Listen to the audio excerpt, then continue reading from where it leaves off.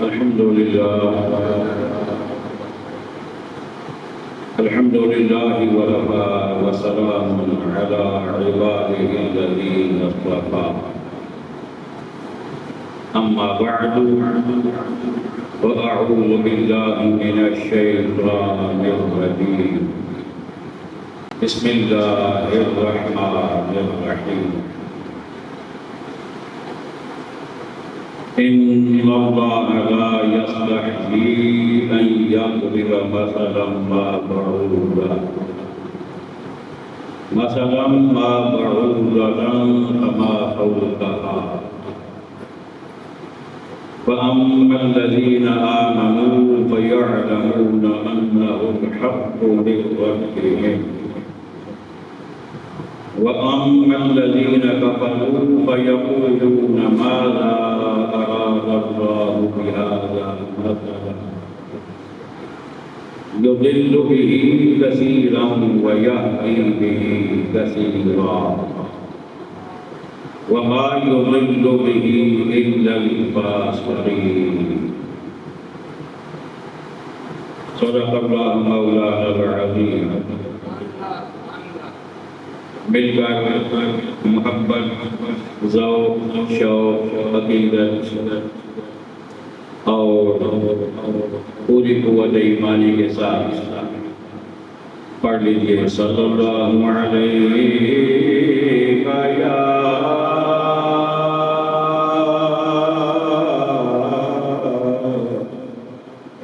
رسول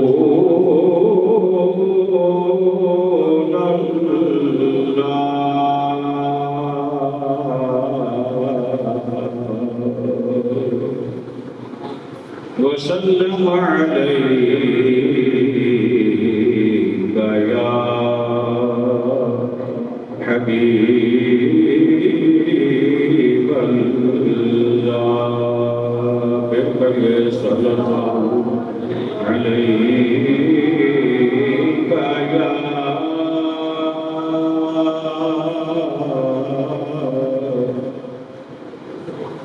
رسول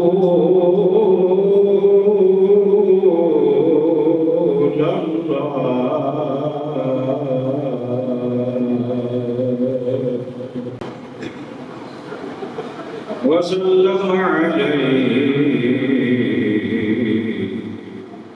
يا حبيب الله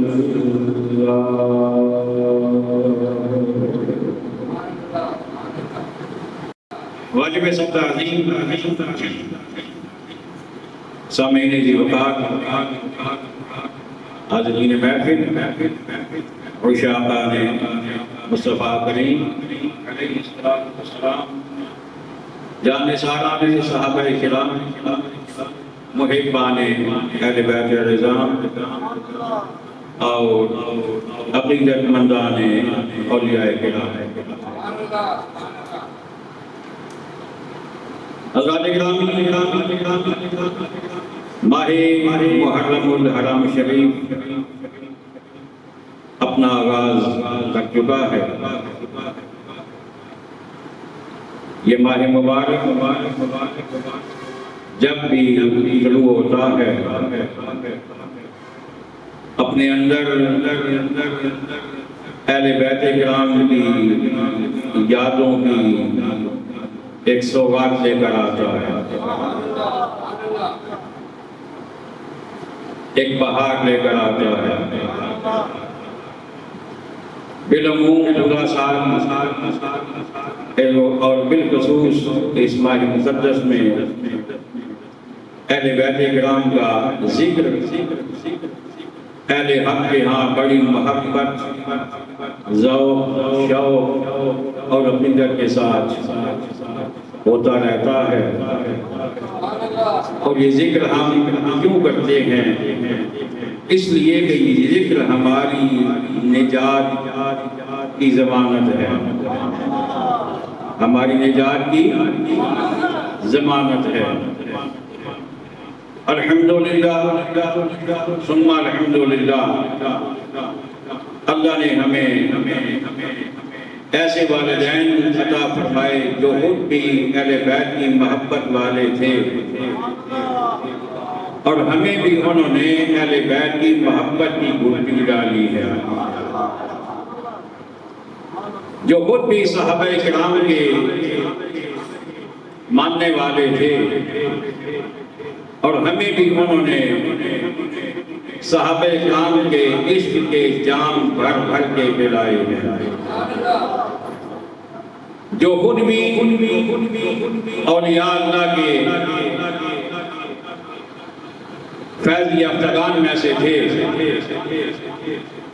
عقیدت مندوں میں سے تھے، اور ہمیں بھی انہوں نے اٹھتے بیٹھتے چلتے پھرتے اولیاء اللہ کی محبت کی ڈولیاں دی ہیں۔ آئیے سلسلہ تفسیر میں جو آئے مبارکہ میرے سامنے ہے اس سے فیض حاصل کرتے ہوئے ہم انشاءاللہ ایک بار پھر اہل بیت پاک کی بارگاہ میں حاضری دیں گے۔ ارشاد ربانی ہے ان اللہ لا یستحیی ان یضرب مثلا ما بعوضۃ فما فوقها۔ قرآن مجید فرقان حمید کی بات اس سے گزشتہ آیات میں چل رہی تھی۔ رب نے فرمایا تھا وَإِن كُنتُمْ فِي رَيْبٍ مِّمَّا نَزَّلْنَا عَلَىٰ عَبْدِنَا فَأْتُوا بِسُورَةٍ مِّن مِّثْلِهِ وَادْعُوا شُهَدَاءَكُم مِّن دُونِ اللَّهِ إِن كُنتُمْ صَادِقِينَ فَإِن لَّمْ تَفْعَلُوا وَلَن تَفْعَلُوا فَاتَّقُوا النَّارَ الَّتِي وَقُودُهَا النَّاسُ وَالْحِجَارَةُ اعدت للکافرین۔ مطلب اور مراد یہ ہے کہ اے کافرو، اگر تمہیں اس کلام میں شک ہے جو ہم نے اپنے بندے خاص پر نازل فرمایا تو تم بھی ایسی ایک صورت بنا کر لے آؤ اور اللہ کے علاوہ اپنے جتنے مددگار تمہارے ہیں انہیں بلا دو اگر تم سچے ہو۔ پھر رب نے خود ہی اعلان فرما دیا کہ تم ایسا نہ کر سکو اور ہرگز نہیں کر سکو گے، تو یاد رکھو ڈرو اس آگ سے جس کا ایندھن انسان اور پتھر ہیں اور جو کافروں کے لیے تیار کی گئی ہے۔ کفار کو جب چیلنج دیا گیا کہ تمہیں قرآن میں شک ہے تو اس جیسی ایک صورت بنا کے لے آؤ۔ کئی دن کئی ماہ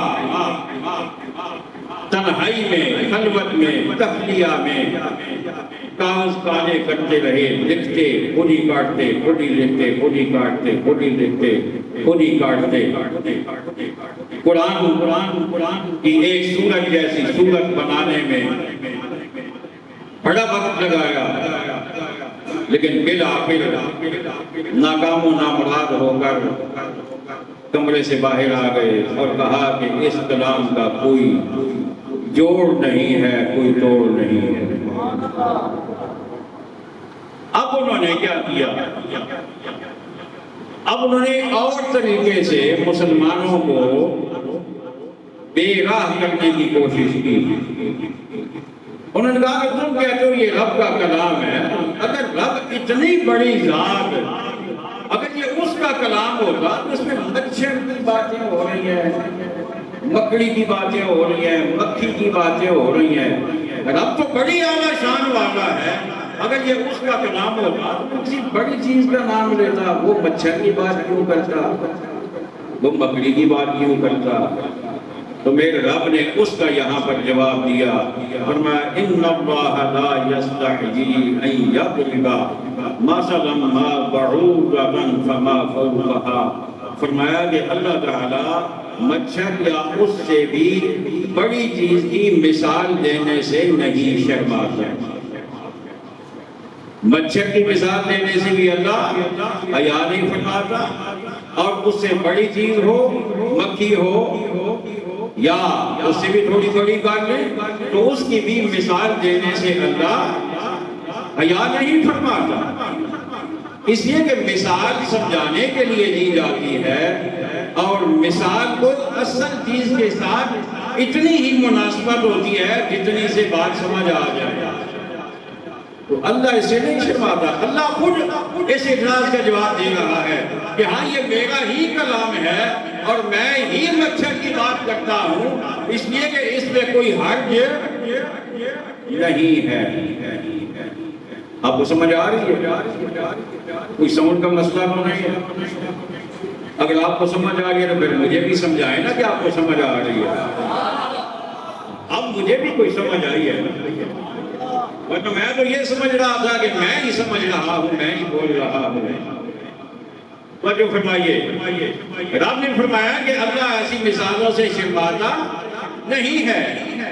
اچھا، اب اس کے بعد اللہ نے تقسیم فرما دی اہل حق کی اور اہل باطل کی، ان کی سوچ کا فرق اللہ نے بتا دیا۔ فرمایا فَأَمَّا الَّذِينَ آمَنُوا فَيَعْلَمُونَ أَنَّهُ الْحَقُّ مِنْ رَبِّهِمْ وَأَمَّا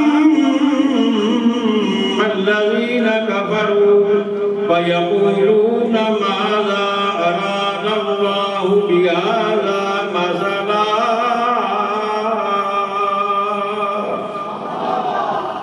اللہ اکبر۔ اللہ نے دو کیٹیگریز بنا دی، ایک ایمان والوں کی، ایک کافروں کی۔ اللہ نے دونوں کی سوچ کا انداز بتا دیا، سوچ کا فرق بتا دیا، سوچنے کا، سمجھنے کا، غور کرنے کا، توجہ کرنے کا فرق اللہ نے بتا دیا۔ اللہ فرما رہا ہے جو ایمان والے ہیں وہ تو جانتے ہیں کہ اللہ کی طرف سے یہ حق ہے، اللہ کی طرف سے یہ حق ہے۔ اللہ چاہے مچھر کی بات کرے، چاہے مکھی کی بات کرے، چاہے مکڑی کی بات کرے، وہ حق ہے۔ بھائی جب اللہ اللہ ہے تو وہ جو بات کرے گا وہ حق ہے۔ ایمان والے نے پھر اس میں سوچنا ہی نہیں ہے کہ مکھی، مچھر، مکڑی کیوں، اس نے سوچنا ہی نہیں ہے۔ اس نے یہ سوچنا ہے کہ میرے رب نے جب کہا تو میرے رب کی حق بات حق ہے۔ یہ ایمان والے کی پہچان ہے۔ اچھا، تھوڑا سا توجہ آپ کی اس طرح بھی دلانا چاہتا ہوں۔ بدقسمتی سے ہمارے معاشرے میں بھی کچھ لوگ ایسے موجود ہیں جو زبان سے تو نہیں کہتے اللہ کی تعلیمات کو غلط، لیکن اپنے عمل سے وہ بتا رہے ہوتے ہیں کہ ہمیں اس سے اتفاق نہیں ہے۔ عمل سے یہ بتا رہے ہوتے ہیں۔ قرآن میں واضح لفظوں میں اللہ نے کہہ دیا کہ سود اللہ کے ساتھ جنگ ہے، واضح لفظ ہے، سود اللہ کے ساتھ جنگ ہے۔ لیکن کیا پاکستان میں سود کا کاروبار نہیں ہوتا؟ کیا ہمارے بینکوں میں سودی کاروبار نہیں ہوتا؟ کیا ہمارے تاجر، ہمارے کاروباری لوگ، ہمارے ادارے، کون سا ادارہ ہے جو سود سے پاک ہے؟ اور اگر آپ حکمرانوں سے بات کریں، اگر آپ عدالتوں میں جائیں تو وہ پتہ ہے کیا جواب دیں گے؟ وہ کہیں گے سود کے بغیر معیشت چل نہیں سکتی۔ اس کا کیا مطلب ہوا؟ اب انہوں نے یہ تو نہیں کہا کہ ہم سود کو حلال کہتے ہیں، لیکن وہ یہ ضرور کہہ رہے ہیں کہ اللہ کا سود چھوڑ دو، لیکن سود چھوڑ کر ہم جی نہیں سکتے، ہم مر جائیں گے، ہماری معیشت چل نہیں سکتی۔ میں نے کہا اسلامی معیشت تو چل جاتی ہے مگر بھی نہیں چلتی۔ اسلامی تو چل جاتی ہے، چلتی رہی ہے، چلے گی، لیکن اپنے عمل سے ہمارا کون سا وہ ادارہ ہے جس میں سارے قوانین اسلام کے مطابق؟ ہمارا تو سارا قانون ہی انگریزوں کا لکھا ہوا ہے. ایک شریعت عدالت ہم نے بنا لی ہے بطور نمونہ کہ اگر کہیں بہت مولوی شور کرے نا پھر کہیں گے چلے شریعت عدالت میں چلے جائیں وہاں سے پوچھ لیں. اچھا یہ چند فیصلے 100 میں سے 1 یا آدھا وہ شریعت عدالت ہے تو باقی سارے غیر شریعت عدالت ہے. اب یہ میں نہیں کہتا کہ کامن سینس کی بات ہے نا. جب آپ یہ کہہ رہے ہیں کہ یہ نیلا ہے, میں مثال دے رہا ہوں, یہ کہہ رہا ہوں کہ یہ نیلا ہے تو پھر جو ادھر والا ہوگا یہ کوئی اور ہی ہوگا نا. اگر یہ بھی نیلا ہوتا تو میں یہ یوں کہتا نا یہ بھی نیلا ہے یہ بھی نیلا ہے. لیکن جب یہ میں کہہ رہا ہوں کہ یہ نیلا ہے اس کا مطلب ہے یہ نیلا نہیں ہے.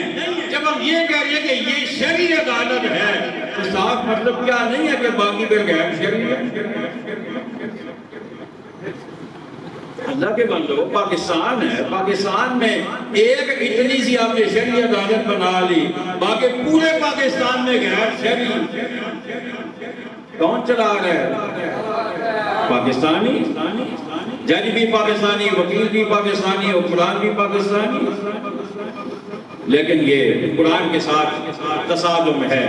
قرآن یہ کہتا ہے ایمان والوں کی پہچان یہ ہے فَأَمَّا الَّذِينَ آمَنُوا فَيَعْلَمُونَ أَنَّهُ الْحَقُّ مِنْ رَبِّهِمْ. ایمان والوں کی پہچان یہ ہے کہ جو بھی اللہ کی طرف سے ہو وہ کہتا ہے یہ حق ہے یہ حق ہے یہ حق ہے. آج کسی ادارے میں چلے جائیں جا کے اپنا کوئی کام بغیر رشوت کے کرا کے دکھائیں. وہ کیا کہا جاتا ہے اے ذرا فائدے کی پہیے لاؤ نا تاکہ جو سینا اے پیار محبت تھوڑا جا کرو نا بس تھوڑا جا کری چھوڑے بس وہ پتہ ہی نظر آ گیا. وہ اپن بھی دیونے ہونے نا میں کہ پتہ نہیں اپن کون ہے جڑے نشت سے بغیر نہیں چل نہیں سکتے. یعنی عملی طور پہ ہم قرآن سے دور ہو چکے.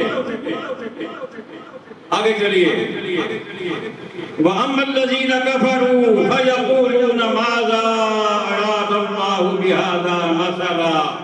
کافروں کی پہچان اللہ نے یہ بتائی ہے کہ وہ کہتے ہیں مَاذَا أَرَادَ اللَّهُ بِهَذَا مَثَلًا. اس مثال سے اللہ کا کیا ارادہ ہے؟ یہ جو مچھر کی مثال اللہ نے دی, یہ جو مکھی کی دی, یہ جو مکڑی کی دی, یہ جو چھوٹی چھوٹی چیزوں کی دی, اس سے اللہ چاہتا کیا ہے؟ اللہ کا ارادہ کیا ہے؟ یہ کافر کی پہچان, ایمان والے کی پہچان نہیں. اللہ اکبر. اب آگے قرآن کیا کہتا ہے یُضِلُّ بِهِ کَثِیرًا. یُضِلُّ بِهِ اس کے ساتھ اللہ گمراہ کرتا ہے کثیرا بہت ساروں کو. کس کے ساتھ؟ قرآن کے ساتھ. قرآن کے ساتھ اللہ بہت ساروں کو گمراہ کرتا ہے. پتہ ہے بہت سارے کون ہیں؟ وہ بہت سارے سب سے پہلا وہ جو پڑھتا غلط گناہگار ہے. اب وہ یہ کہے جی مجھے تو آتا ہی ایسے ہے, تو بھائی آتا ایسے ہے. اگر آپ نے اردو بولنا سیکھ لی, انگلش بولنا سیکھ لی, آپ نے میتھ سیکھ لیا, آپ کیمسٹری میں, فزکس میں, اسٹیٹسٹکس میں, آپ ہر سبجیکٹ میں اپنے عروج پر پہنچ چکے, دنیا کا ہر معاملہ آپ نے سیکھ لیا, تو قرآن سیکھنے میں آپ کو کیا مسئلہ ہے؟ کیا مسئلہ ہے آپ کو؟ کیوں نہیں سیکھا آپ نے؟ جو پڑھتا غلط وہ گناہگار.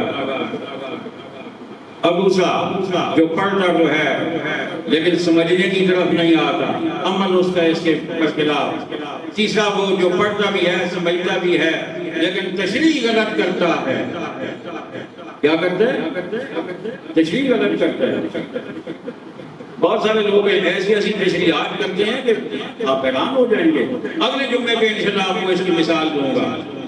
اس جمعے پہ نہیں, وعدہ ہو گیا اگر میں زندہ رہا ہوگا. نیاز صاحب آپ نے مجھے یاد کروانا ہے انشاءاللہ اگلے جمعے پہ.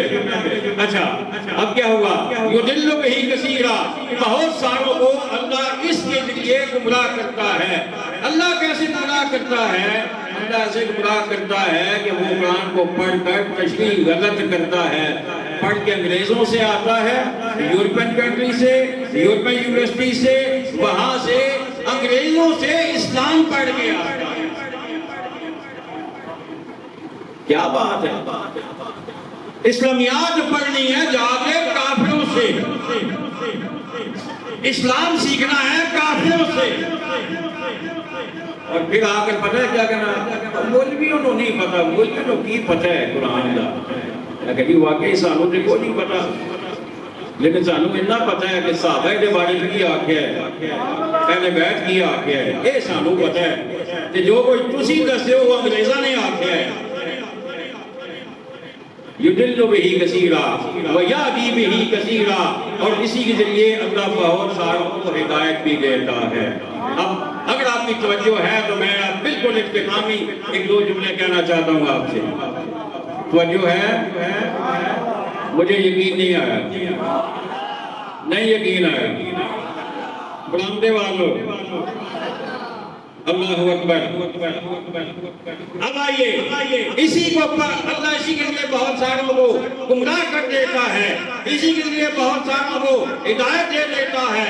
میں نے کہا کوئی مثال بھی تو چاہیے نا، قرآن کہتا ہے ہاں مثالیں بڑی، تاریخی عالم پہ نظر دوڑاؤ تمہیں پتہ چل جائے گا۔ اسی قرآن کو صدیق نے پڑھا، ہدایت پا گئے۔ ابو جہل کی موجودگی میں قرآن نازل ہوتا رہا، لیکن وہ قرآن کی گوش میں نہ آیا، گمراہ ہو گیا، قرآن کے قریب نہ آیا۔ اللہ اکبر۔ فاروق اعظم نے قرآن کی چند آیتیں سنی، ہدایت پا گئے۔ خطبہ سنتا رہا، گمراہ کا گمراہ رہا۔ حضرت عثمان غنی رضی اللہ تعالیٰ عنہ اسی قرآن کے جامع القرآن ٹھہرے، اور اسی قرآن کو نازل ہوتے دیکھ کر عتبہ کافر کا کافر لگ گیا۔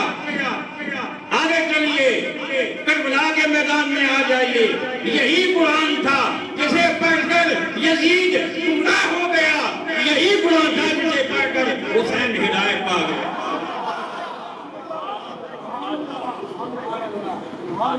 یہی قرآن تھا جسے پڑھ کر حسین، امام حسین، حسین نہیں امام حسین، ہمارے سروں کے تاج حسین، ہماری عزت حسین، ہماری آن بان شان حسین، فقط ہدایت پائی نہیں، ہدایت کا مینار بن گئے، ہدایت کا چراغ بن گئے۔ قیامت تک جسے بھی ہدایت چاہیے ہوگی وہ امام حسین کو سر انور، امام حسین کے سر انور کو نیزے پہ قرآن پڑھتا ہوا دیکھے، اور جو قرآن سے ہدایت پاتا ہے وہ مر کے بھی نہیں مرتا، وہ مر کے بھی نہیں مرتا۔ قرآن نے کہا نا، اللہ اکبر، وَلَا تَقُولُوا لِمَنْ يُقْتَلُ فِي سَبِيلِ اللَّهِ أَمْوَاتٌ بَلْ أَحْيَاءٌ وَلَٰكِنْ لَا تَشْعُرُونَ۔ جو اللہ کی راہ میں قتل ہو جائے انہیں مردہ نہ کہو، بَلْ أَحْيَاءٌ، بلکہ وہ زندہ ہیں، وَلَٰكِنْ لَا تَشْعُرُونَ، لیکن تمہیں اس کا شعور نہیں۔ میں نے کہا قرآن یہ تو تھیوری ہے، مجھے کوئی مثال بھی تو چاہیے نا، تاکہ میں اپنے سننے والوں کو مثال سے سمجھا سکوں، تاکہ کوئی پتہ تو چلے نا کہ شہید کیسے زندہ ہے۔ اللہ اکبر۔ جب میں نے امام حسین کو دیکھا، امام حسین کے سر انور کو دیکھا، نیزے پہ یہ میرے امام کا سر ہے، نیزے پہ میرے امام کا سر ہے، جس میں اقدس کہیں اور ہے، نیچے کا دھڑ کہیں اور ہے، فقط سر ہے نیزے پہ، اور قرآن پڑھنے کی آواز آ رہی ہے، قرآن پڑھنے کی آواز آ رہی ہے۔ میں نے کہا قرآن تو نے سچ کہا، بل احیاء، وہ زندہ ہیں۔ وہ کیا ہیں؟ وہ زندہ ہیں وَلَٰكِن لَا تَشْعُرُونَ لیکن تمہیں اس کا شعور نہیں ہے. اور میں ایک قدم آگے چلوں اس کے بعد میں اپنی بات مکمل کروں. جب امام حسین زندہ ہیں تو ان کے نانا جان کی زندگی کیسی ہوگی؟ سبحان اللہ. ان کی زندگی کیسی ہوگی؟ بلکہ میں تھوڑا سا اور اس کو یوں میں کہہ دوں، جب امام حسین زندہ ہیں تو ان کے برادر اکبر کی زندگی کیسی ہوگی؟ جب یہ زندہ ہیں ان دونوں کی امی کی زندگی کیسی ہوگی؟ ان دونوں کے والد کی زندگی کیسی ہوگی؟ پھر عثمان غنی کی زندگی کیسی ہوگی؟ پھر فاروق اعظم کی زندگی کیسی ہوگی؟ پھر حضرت صدیق اکبر کی زندگی کیسی ہوگی؟ پھر ہمارے اور آپ کے آقا مولا تاجدار ختم نبوت ان کی زندگی کا عالم کیا ہوگا؟ اللہ اکبر. اسی لیے تو میرے امام نے کہا تو زندہ ہے واللہ، تو زندہ ہے واللہ، میرے چشم عالم سے چھپ جانے والے وما علینا الا البلاغ المبین.